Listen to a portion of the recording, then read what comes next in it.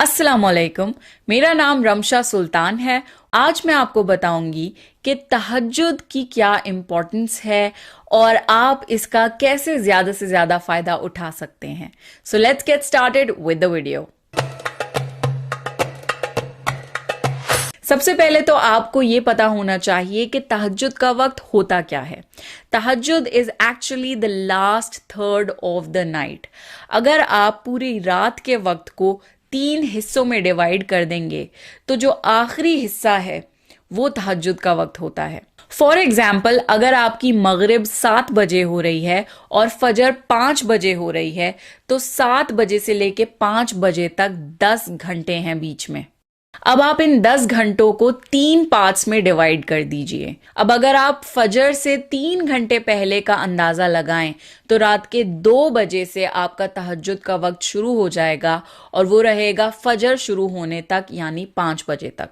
And this is how you can calculate your तहज्जुद time, क्योंकि मौसम के हिसाब से नमाजों का वक्त बदलता रहता है। हर रात अल्लाह ताला तहज्जुद के वक्त पहले अर्श पर आ जाता है और अपने बंदों को पुकारता है कि कोई है मुझसे दुआ मांगने वाला कि मैं उसकी दुआ कबूल करूं, कोई है मुझसे मांगने वाला कि मैं उसे दे दूं, कोई है मुझसे बख्शिश तलब करने वाला कि मैं उसे बख्श दूं।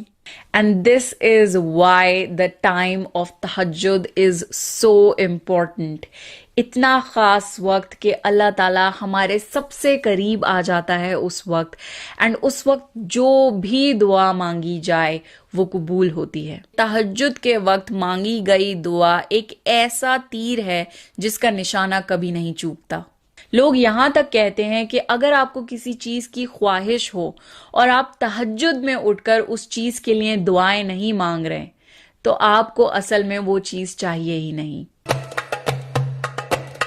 तहज्जुद के वक्त इबादत करने के बहुत फायदे हैं। सबसे पहला फायदा तो यही है कि आप जो भी दुआ मांगेंगे वो इंशाल्लाह जरूर कबूल होगी। दूसरा सबसे बड़ा फायदा ये है कि तहज्जुद के वक्त इबादत करने से हमारी रूह को सुकून मिलता है और हम अल्लाह ताला के और ज्यादा करीब आ जाते हैं। आप इस दुनिया के किसी भी इंसान से पूछ लीजिए कि इस दुनिया की सबसे बड़ी नेमत क्या है, आपको एक ही जवाब मिलेगा, वो है सुकून। हम सुकून की तलाश में भटकते रहते हैं, चीजें कलेक्ट करते हैं, जगहों पे जाते हैं कि हमें सुकून मिल जाए। बट कुरान में अल्लाह ताला फरमाता है that only in the remembrance of Allah do hearts find peace. तहज्जुद पढ़ने से आपके चेहरे पर, आपके जिस्म में, आपकी रूह में और आपकी जिंदगी में नूर आता है, और खूबसूरती किसे नहीं पसंद। तहज्जुद की इबादत एक्चुअल में आपकी आखिरत के लिए इन्वेस्टमेंट है, क्योंकि जब आप कब्र में होंगे या आप मर चुके होंगे या कयामत के दिन आप परेशान हाल होंगे तो यही इबादत आपके काम आएगी उस वक्त।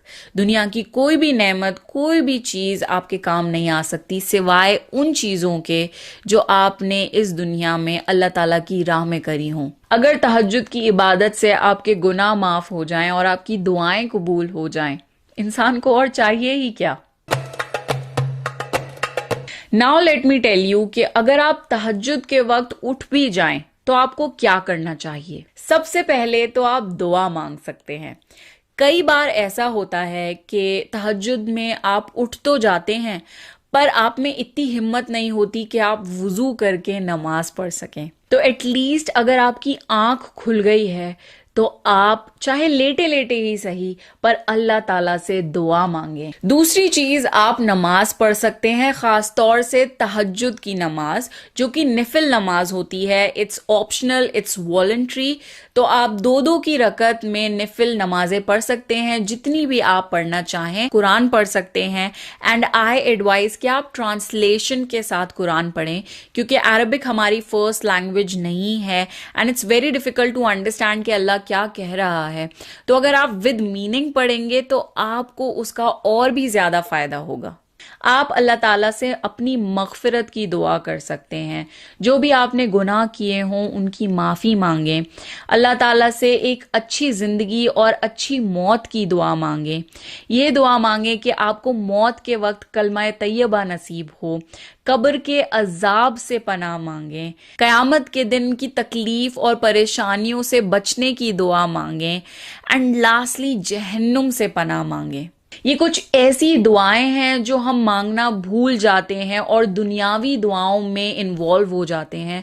तो आप तहज्जुद के वक्त कोशिश करें कि अपनी आखिरत के लिए दुआ मांगें। एंड लास्टली आप सदका कर सकते हैं। आजकल ऑनलाइन काफ़ी पोर्टल्स हैं जहां पर आप सदका कर सकते हैं या फिर आप किसी को मनी ट्रांसफ़र कर सकते हैं। चाहे थोड़ा ही सही पर थोड़ा सा सदका कर दिया करें जो कि सिर्फ आपके और अल्लाह के बीच हो। तहज्जुद का वक्त सिर्फ दुआ कबूल करने की अपॉर्चुनिटी नहीं है कि वंस यू गेट दैट आप तहज्जुद की इबादत करना छोड़ दें। तहज्जुद की इबादत इसलिए भी करा करें कि अल्लाह आपसे खुश हो जाए, अल्लाह आपसे राजी हो जाए। Because once you are dead आप अपने लिए कुछ नहीं कर सकते।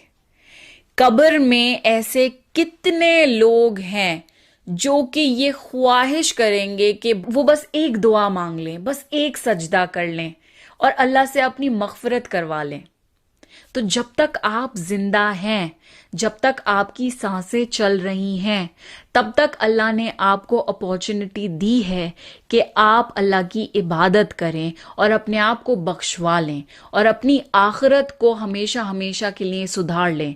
Because once this time is over you can practically do nothing for yourself. So make the most of this time.